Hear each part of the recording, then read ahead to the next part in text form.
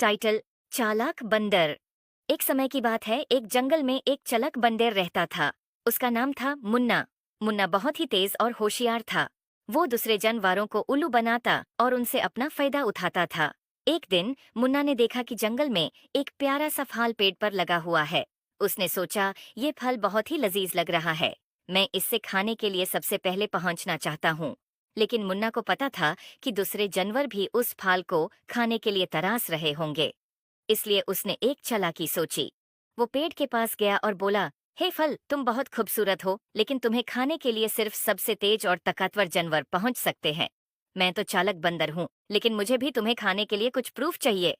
फल ने कहा, मुन्ना, मैं तो सिर्फ एक फल हूँ, प्रूफ कैसे दूंगी? मुन्ना ने कहा, ठीक है, मैं तुम्हें एक सवाल पूछता हूँ। अगर तुम सही जवाब दोगे तो मैं तुम्हें खाने के लिए छोड़ दूंगा। फल ने तैयार होकर कहा, पूछो मुन्ना, मैं जवाब देने की कोशिश करूंगी।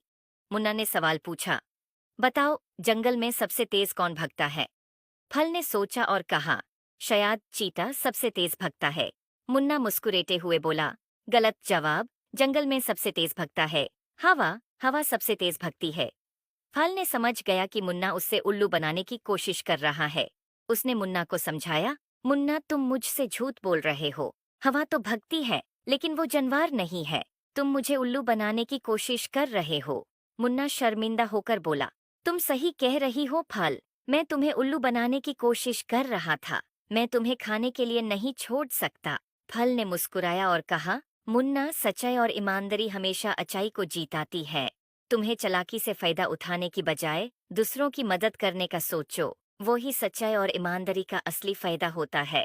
मुन्ना ने फाल की बात मानी और वादा किया कि वो अपनी चालाकी को अच्छाई के काम में इस्तेमाल करेगा।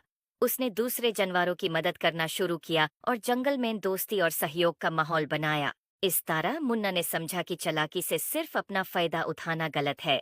सच्चाई और ईमानदारी से ही असली खुशी और सम्मान मिलता है। याद रखो, सच्चाई और ईमानदारी हमेशा अच्छाई को जीताती है। I hope you like it. Please like and subscribe my YouTube channel.